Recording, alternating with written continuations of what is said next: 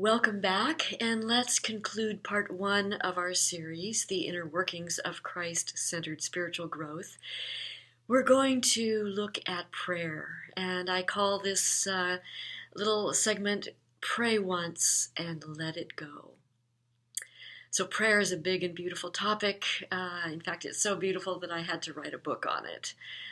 My book on prayer is called Lord, Teach Us to Pray.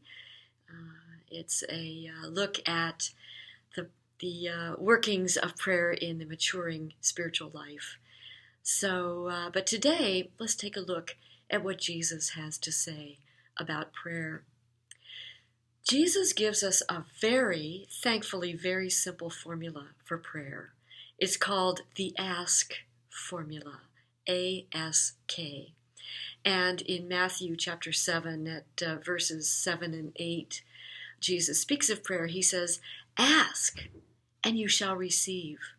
Seek, and you shall find. Knock, and it shall be opened to you." He doesn't say pound on the door and beg. He doesn't say kick and scream and wail and you just not be consoled until you get your answer.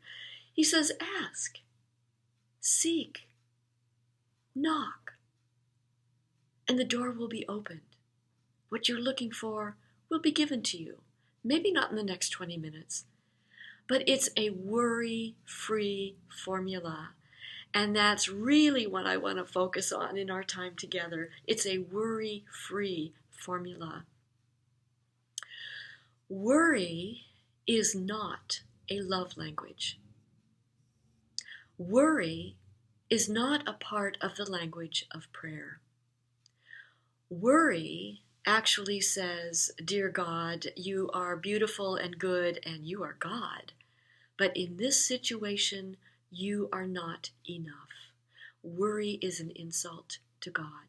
Worry is not a love language. It is not a prayer language. Pray once and let it go.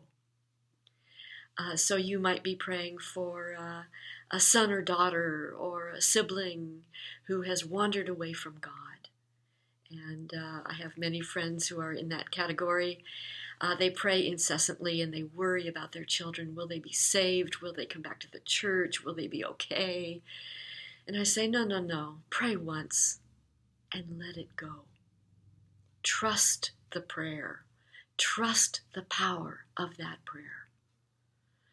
Jesus actually in Matthew chapter 6 rails against worry. He says, by worrying, can you add one moment to your life? Well, no, I can't. The Psalms were Jesus' prayer language. He prayed the Psalms daily. That would have been the practice of a Jewish man.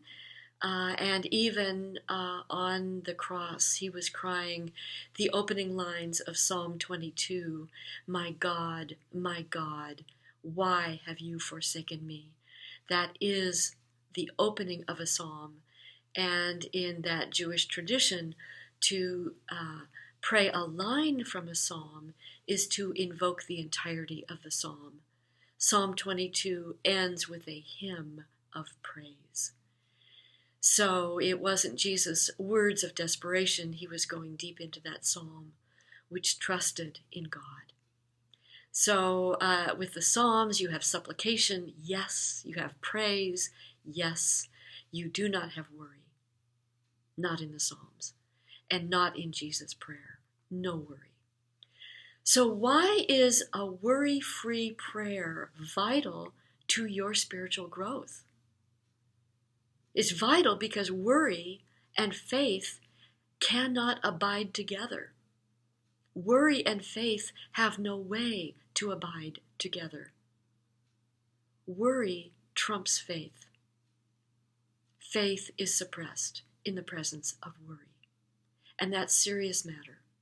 Worry says, yes, I trust you, God, but in this matter, you are not enough. That is a tragic thing to actually say in the course of your prayer. So I'm going to give you a practice. Over the course of a week, I'm going to ask you, notice how you pray.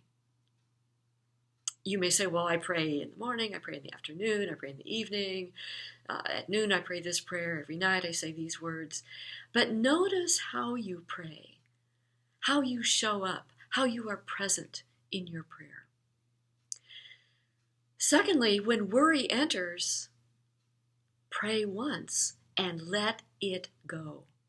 Pray once and let it go. Don't keep picking at it. Don't keep diving in and nudging at it.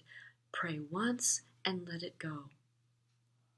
And when you pray once and let it go, notice how you feel. Do you feel like you didn't say enough? Do you feel relieved? Do you feel that your prayer actually carries enough weight? Notice how you feel. This is your homework. I want you to do it. So in part 2 of our series of spiritual growth, we're going to explore discerning your path forward. I hope you will come back and join me. Dare to be